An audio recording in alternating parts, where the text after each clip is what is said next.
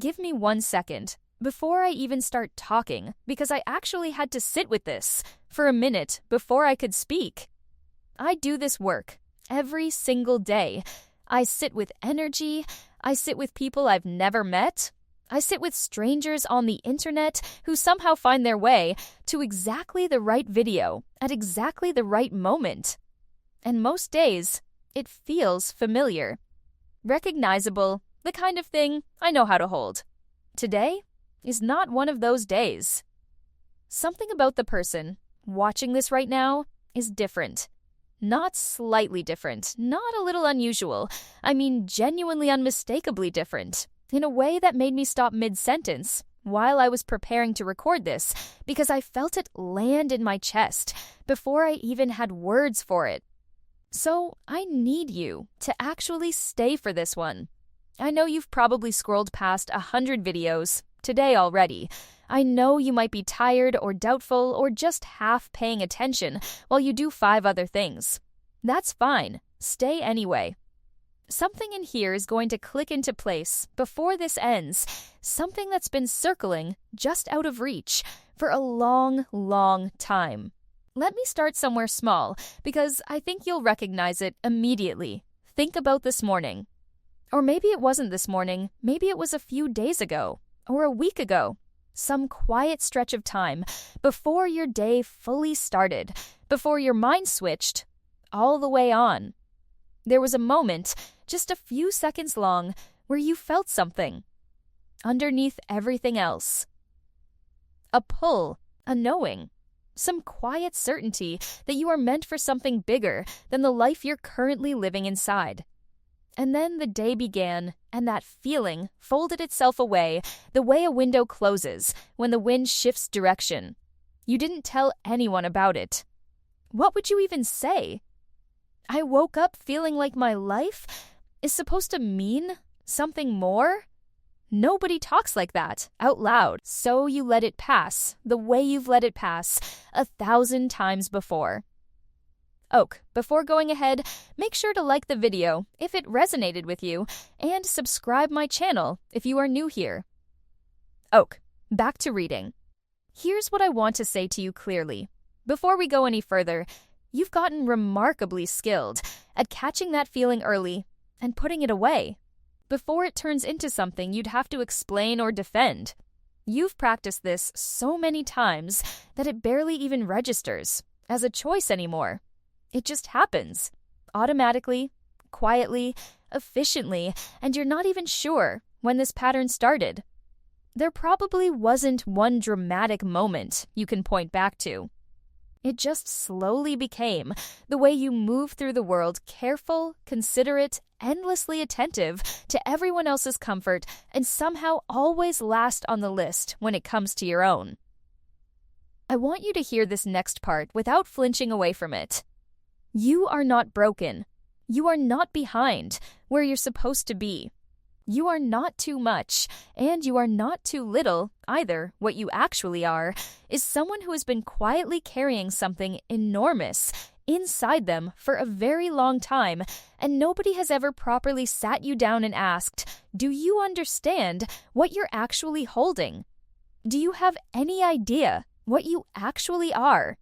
That's exactly why this message found you today. Let me put you somewhere specific, because I think you need to feel this rather than just hear it described. Picture yourself in a room full of people. It could be a work meeting, a family dinner, a casual conversation happening over someone's kitchen counter.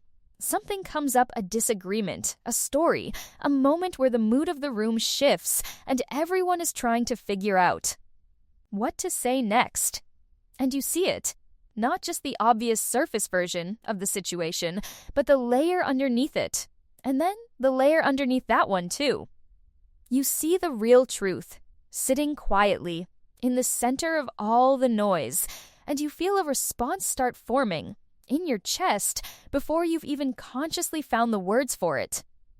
You have something real to offer in that moment. Something that would actually shift the entire energy of the room if you said it. And then you don't say it. You watch the moment pass by. You let someone else offer the simpler, safer version of what's happening. You nod along like it's enough. You become the person who quietly makes room for everyone else's insight, while your own insight folds itself back up and disappears. Without a trace. Later that night, lying in bed, you remember exactly what you would have said, without a shred of doubt that it would have actually mattered. Not in some flashy, attention-grabbing way in the real way, in the way that genuinely moves people. But you didn't say it. And here's the part that genuinely gets to me. When I sit with your energy, this isn't shyness. This isn't a lack of words. Somewhere along your journey, being fully seen started to feel like a risk that cost more than you were willing to pay. Being completely yourself, without editing, without softening, started to feel like something that simply wasn't available to you anymore. Like a door that technically still exists but has been painted over so many times that you stopped recognizing it as a door at all. Here's the strange contradiction, sitting at the very center of who you are. You are one of the most perceptive people in almost every room you ever walk into, and almost nobody in those rooms actually realizes it. You read people the way most people read a sentence instantly, instinctively, before you've even consciously decided to. You feel the temperature of a room shift before anyone else notices anything is different. You catch what's unspoken, what's sitting underneath the actual conversation, the thread of real truth, running quietly through a situation that everyone else is walking straight past without noticing. This has always been true about you. It has never been an exaggeration or a projection. And for years, you've quietly wondered whether you were simply overthinking things, whether what you sensed was even real, whether you just feel everything a little too intensely compared to the people around you. I want you to say this clearly. To that doubting part of yourself, it is real. It has always been real. And it is one of the defining features of an incredibly rare kind of person. The kind you actually are. Think about how many times you've quietly erased yourself in just the past week alone. The meeting where you clearly saw the real issue nobody else was tracking, and instead of naming it, you stayed quiet, not because you didn't have the answer, but because offering that specific answer meant becoming visible in a way that felt like it came with a cost. The conversation where someone said something that wasn't quite fair, and you felt the perfect, honest response rising in you, and instead you simply nodded and smoothed things over so the moment could stay comfortable for everyone else. The dinner where someone brought up something you'd accomplished, and you immediately minimized it, deflected with a joke, shrank the moment down. So nobody would have to do the work of actually celebrating you, so nobody would feel even slightly threatened by your success. And the part that genuinely moves me here is that you're so practiced at this now that you barely even feel the original impulse anymore. You feel it start to form, and you've already begun folding it back down before it even fully arrives in your awareness. You've automated your own invisibility. You've built it directly into the wiring of how you move through daily life. Think about what that actually costs, not in any single moment, but across months, years, an entire lifetime of consistently choosing the version of yourself that's easiest for everyone else to be around. Every single time you folded that impulse back down, something inside you quietly noted it, not with judgment, just with a patient, exact kind of accounting. And that accumulated total is likely why you sometimes wake up in the middle of the night with a feeling that isn't quite sadness, isn't quite loneliness, isn't quite frustration, but sits somewhere near all three at once. That's the feeling of a life being partially lived, the feeling of being present everywhere and fully present nowhere at all. You've learned to live with that feeling so completely that you've stopped even calling it a feeling. You just call it normal life. I need you to hear this clearly. You didn't build this pattern because you're weak. You didn't build it because you lack confidence or courage. You built it because at some point, being fully yourself came with real consequences. Someone, or maybe several someones, over time showed you clearly, through their words or their reactions or simply the way they looked at you whenever you took up too much space, that your full presence made them uncomfortable. That your full light felt like too much for them to hold. So, you made a deal with yourself. A completely reasonable, intelligent deal, given everything you were working with at the time. You said, I will make myself smaller so the people around me feel comfortable. I will make myself quieter so other people get heard. I will edit myself down into a version that everyone around me can easily handle. And that deal worked. I want to say that clearly because it matters. It kept you safe. It was not a failure on your part. It was survival, functioning exactly the way it was designed to. The problem is that safety slowly turned into a kind of cage, and even though you can't always name the bars, you can absolutely feel them. Now, there's something else worth naming here, something that usually gets left out of conversations like this one. It's not simply that you've been hiding yourself from other people. It's that the hiding has slowly started to reshape what you even believe there is left to show. When you spend long enough performing the smaller, safer version of yourself, you eventually start to mistake it for the original. You start to wonder, maybe this quieter version really is just who I am. Maybe this isn't a performance at all. I want you to sit with that question honestly for a second, because the answer is no. That version is not simply you. That version is you plus the accumulated weight of every single moment you were taught, directly or indirectly, that less of you was easier for everyone to manage. And you can actually feel the difference if you give yourself enough quiet time with your own thoughts. The edited version carries a certain heaviness to it, a subtle, constant effort, a low, persistent exhaustion. The real version doesn't carry that same weight. It isn't necessarily easier, and it isn't necessarily simpler, but it is lighter. It feels closer to breathing freely. It feels closer to actually being home, inside yourself. Here's an image I want you to sit with for a moment. Picture your full, unedited presence as a specific kind of light. A frequency that belongs only to you, that only you are capable of emitting. When that light is fully on, it doesn't just brighten the room around you, it illuminates you too. You see your own edges clearly, your own capacity, your own reach. You see exactly what you're capable of. But when that light has been dimmed gradually, year after year, interaction after interaction, you don't just disappear from other people's view. You disappear from your own view as well.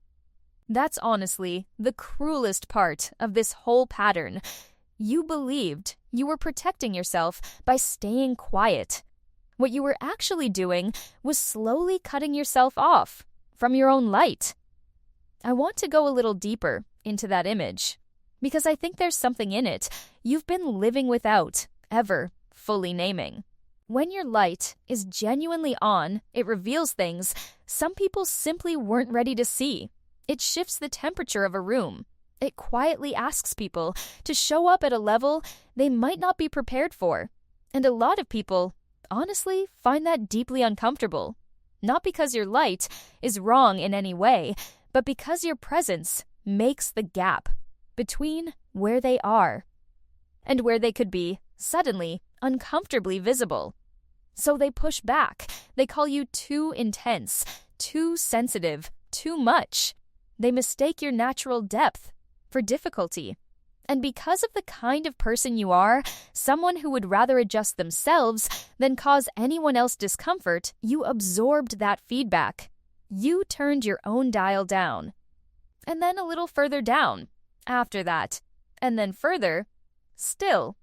Let me place you somewhere different now, because this same exact pattern shows up everywhere in your life, not just in conversations or rooms full of people.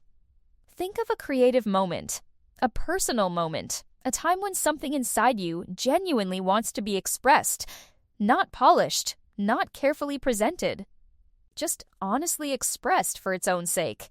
You feel it rise. Your whole body starts preparing to carry it out into the world. And then the familiar old current kicks back in. What if this is too much? What if this takes things somewhere people aren't ready to go? What if my honesty makes someone feel something they didn't sign up to feel? So you stay inside the lane that's already been set out for you. You stay inside the version of yourself that everyone around you has quietly agreed is safe.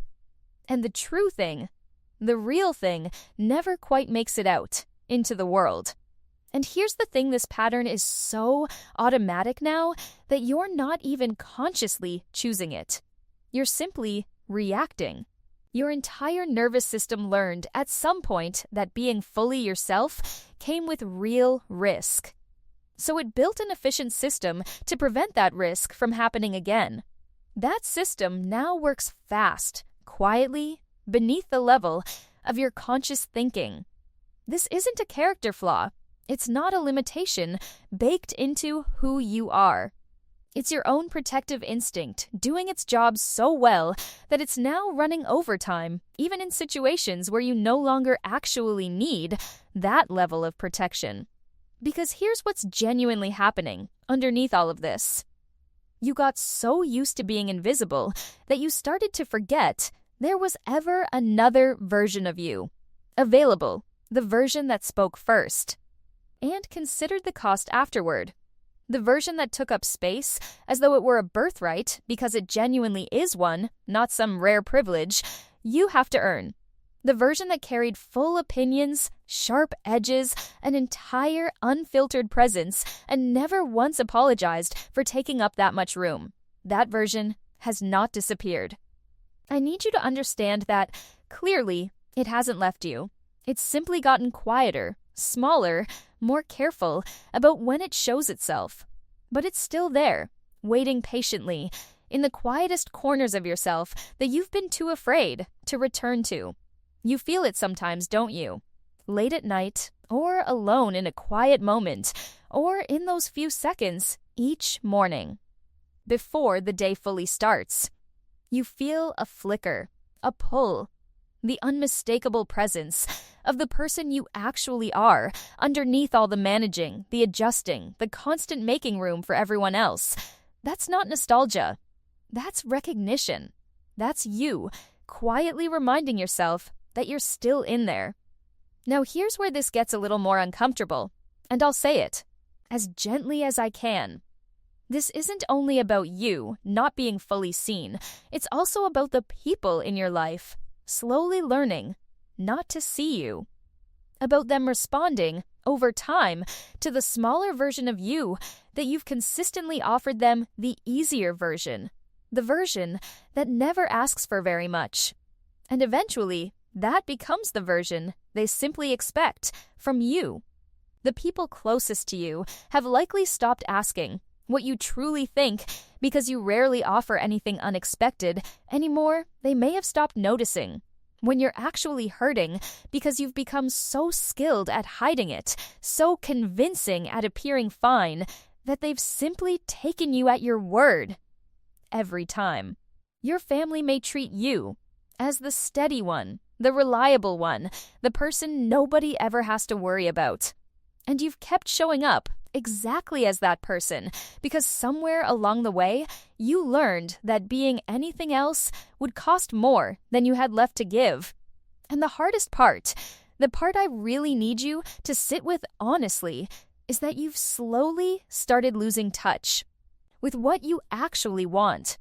Not in some abstract big picture sense, but in the small, ordinary, daily sense, knowing what genuinely feels good to you, what you would actually choose if you were choosing for yourself first rather than for the comfort of the room around you. You've spent so long calibrating everything, toward what's considered safe, what won't disturb anyone. What keeps the peace intact, that genuine desire, has started to feel almost like a foreign language, something you use to speak fluently but haven't practiced in so long that the grammar no longer comes naturally. You still have desires, real, specific, enormous desires, but you've learned to lock them away in some back room inside yourself and only quietly check on them. When you're absolutely certain nobody else is watching, the voice inside you that once spoke clearly about what you actually wanted has gotten quiet, not gone. Quiet, and that difference matters enormously, because quiet simply means it's waiting for permission. Quiet means it's still there, fully intact, ready to return the moment you actually decide to listen to it, really listen. Not manage it, not negotiate with it, not talk yourself back down from it. That door has not closed all the way.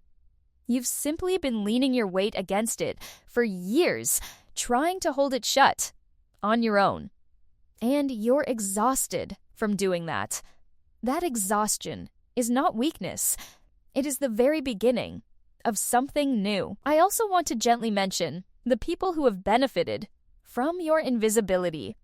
Because there are likely people in your life, maybe people you genuinely love, who have grown very comfortable with the version of you that never seems to need anything, who have quietly organized their entire relationship with you around the belief that you're the strong one, the easy one, the one who simply adjusts.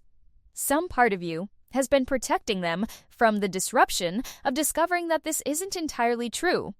Some part of you has been carrying their comfort at the direct expense of your own reality.